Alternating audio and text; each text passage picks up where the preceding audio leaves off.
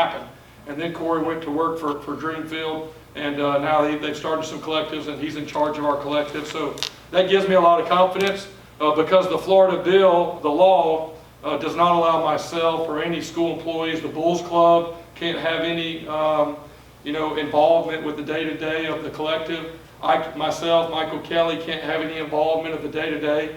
So for me, the comfort level of former Bulls running that collective and knowing that our fans and donors now have one place to jump in and support, I'm optimistic about it. And I know we're going to hear a lot of these numbers around the country, but I'm very optimistic with what we're going to be able to do in this Tampa Bay community.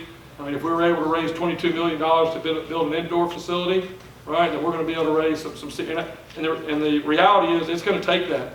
It's going to take 7 figures in your collective to be competitive in this new environment. And if you don't, you have no shot. And we've been talking about this break here in the next 3 or 4 years. There's going to be Michael Kelly talks about this fault line that's developing right now, and it's going to kind of separate between that top 64 group and that bottom group. And so I think that's why you're seeing the alignment we have in our leadership that's getting these facilities done, that's investing in a stadium, right, trying to show the vision of that. And I can't speak strong enough. I just met with President Law for about an hour and a half yesterday. I cannot speak strong enough about the commitment level that our university is making for athletics and for football. And now the NIL, it kind of gets, I always categorize things in 2 ways. What can I control each and every day with our team and our program, and that's how we train, how we practice, how we do what we do. And then you have the things you can't control. So the hardest thing for me as a coach is NIL goes in that bucket that I really can't control it because we can't have direct involvement.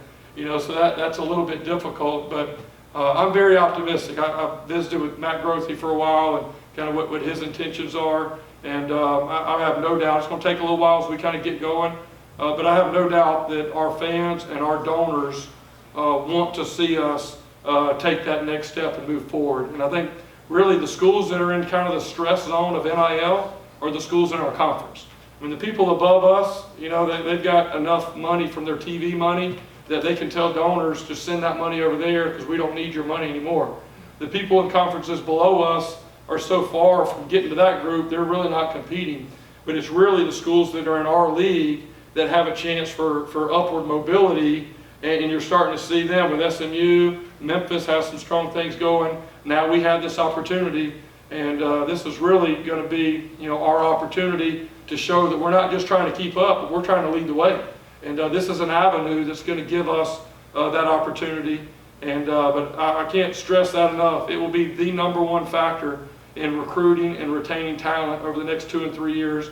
And the schools that are able to do that well will move up. The ones that won't will move down. And I'm not sure if you don't make that jump or that bridge, I'm not sure in our lifetime that you'll be able to make that up. So I'm very optimistic, very excited about this collective. I've heard that there's been a really good response out there, and I have no doubt that we're going to see some big things come from that here over the next couple of years. I mean, there's been a lot of great players, but something about Matt everybody responds to. He speaks to something that every USF fan seems to relate to. So having him as a face of having his name associated. Yeah, I mean, literally, when I think of kind of that prime time of our program, right? I mean, he was the quarterback, he was the leader, and when you watched him play, man, he just played with passion.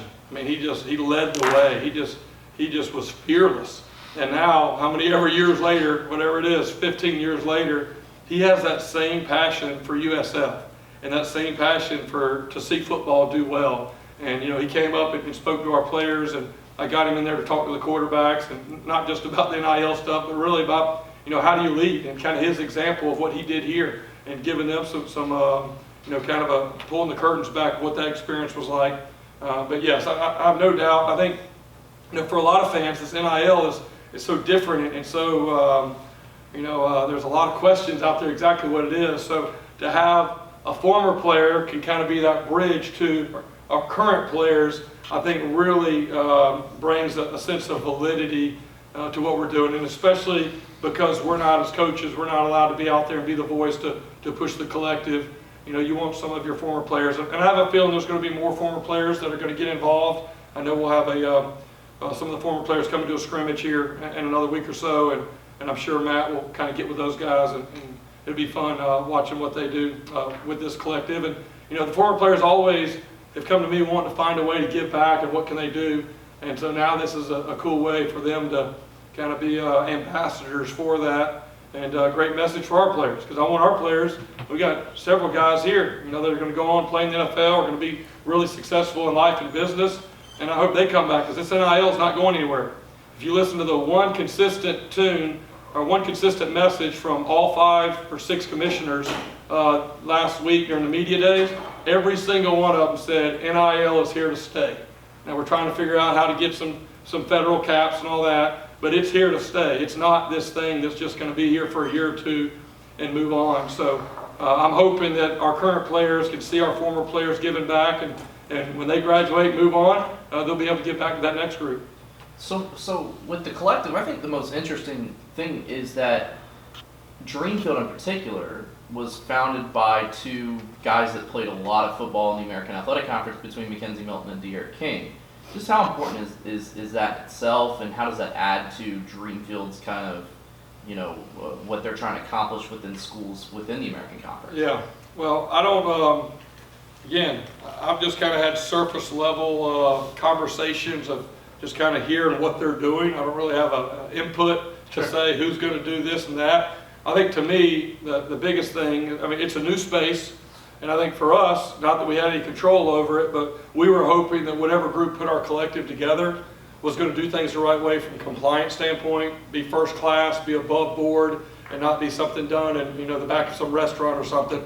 And so I think for us, you know, I'm very confident in that group and the people that I've talked to, Corey especially, who I've talked to, and kind of their examples of what they've done with some of the other collectives.